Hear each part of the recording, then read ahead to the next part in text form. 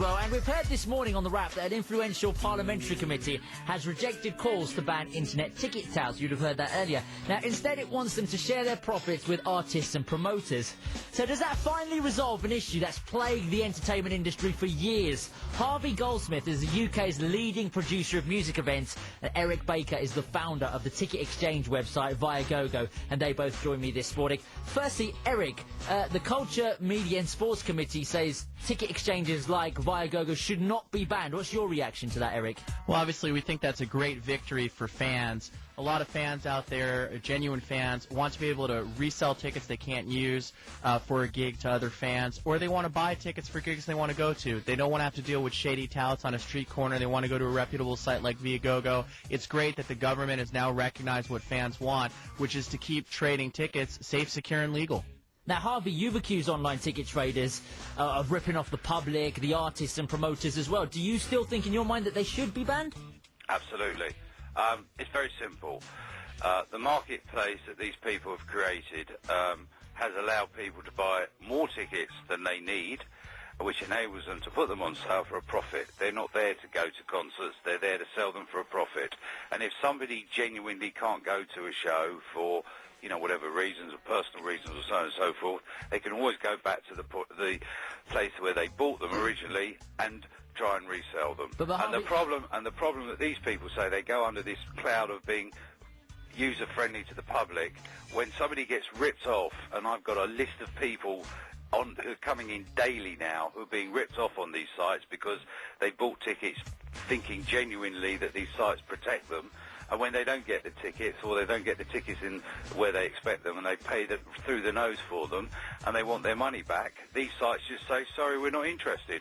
So what service exactly are they performing? Eric, what do you think to what Harvey's saying? Well, I think it's very simple. Harvey's simply misinformed and lumping everyone in. I'm not misinformed. I can tell you, I can give you now the list of people that I've had this week who've written to me being ripped off on eBay and Seatwave and so on and so forth. Let's let Eric have a chance to speak. I think the key thing is, as Harvey said, is ripped off on eBay. No one's being ripped off on Viagogo. Everything is safe and secure. How do you make it safe and secure? Well, I mean, Harvey, instead of ranting, I think what you really need to focus on is that hundreds of thousands of fans have bought tickets on Viagogo. And what about the ones? And what about the ones that buy them and their tickets are fraudulent and they want their money back? You don't ensure they get their money back, do you? Harvey, let Eric answer. Actually, Harvey, we do, because on Viagogo, if you've done your homework like the committee has done, there's actually a guarantee that guarantees that you're going to get an authentic ticket, get it on time, and be able to go to the gig. That's why the committee actually commended Viagogo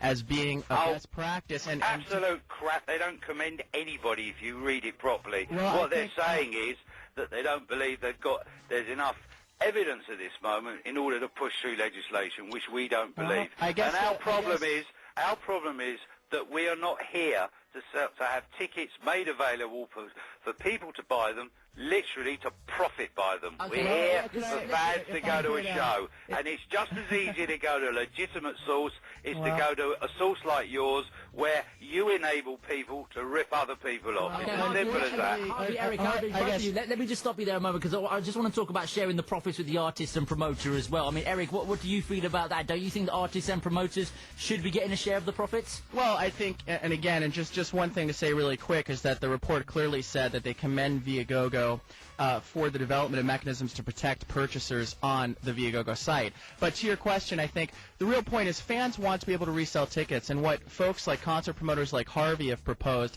is that when a genuine fan resells a ticket, they should pay a tax and actually pay people like Harvey twice. We don't understand why a promoter who's been paid once wants to get paid twice. It rather seems like if you resell your Ford car, you should pay a tax to Ford. Okay, Eric, I and fellow promoters have never once asked for a share of this. This was cooked up by the managers, nothing to do with the promoters whatsoever. They set the ticket prices at a fair price for people who genuinely want to go and see their shows and want to see more than one.